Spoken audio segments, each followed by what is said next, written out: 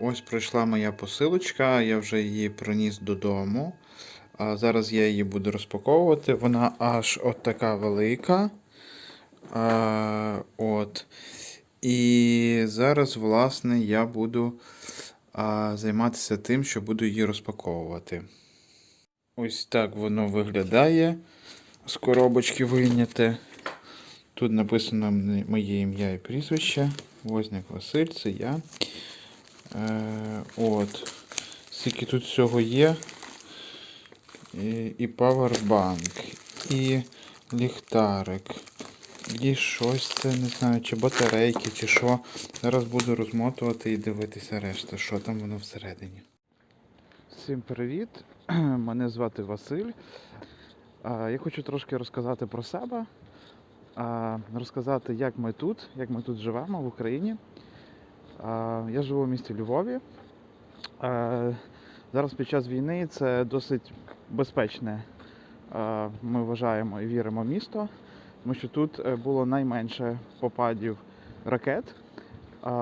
На жаль, у Львові також вони були і у області, але тут відносно більш безпечніше. Хочу поділитися, як саме я переживаю зараз цей час військовий, і поділитися те, що зараз відбувається у нас в країні. Як ви чуєте, зараз гудуть генератори, а це означає, що в певній частині міста на певних вулицях нема світла.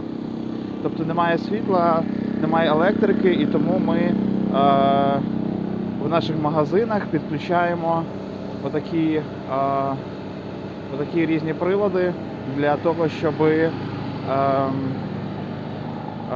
могли магазини функціонувати. А світло в нас відключають з тої простої причини, що час від часу російські ракети попадають на українські електропідстанції. Відповідно, нам потрібно економити електроенергію, щоб її вистачило надовше, враховуючи військовий стан. Щодо особисто мого ставлення до війни і мого внутрішнього стану, то хочу поділитися, що, по-перше, я вірю в перемогу. Я вірю в перемогу добра над злом.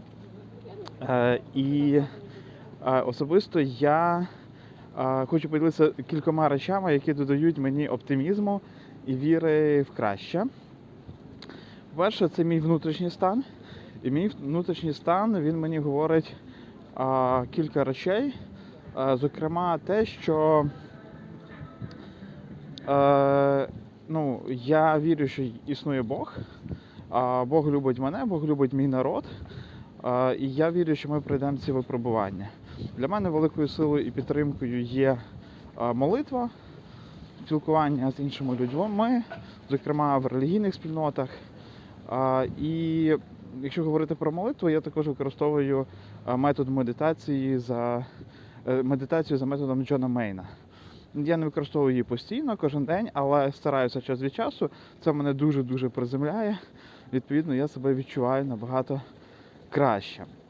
Тому молитовний внутрішній стан, він дає мені можливість переживати різні труднощі і, напевно, стреси, пов'язані з війною, легше. А якщо говорити про саму війну і, наприклад, про ті регіони, де найбільше потрапляють ракети, то це, звичайно, страшно. Нещодавно ракета потрапила у будинок, житловий будинок у Дніпрі. Пізніше у житловий будинок здається, в Краматорську. Також деякі міста, вони в окупації зараз, міста і села. І,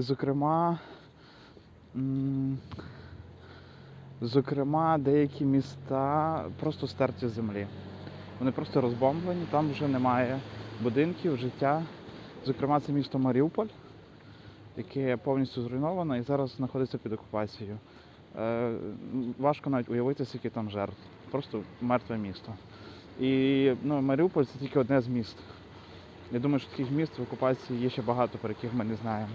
Ми дуже раді, що недавно завдяки підтримці західних партнерів і взагалі людей доброї волі, наших військових, ми звільнили Херсон.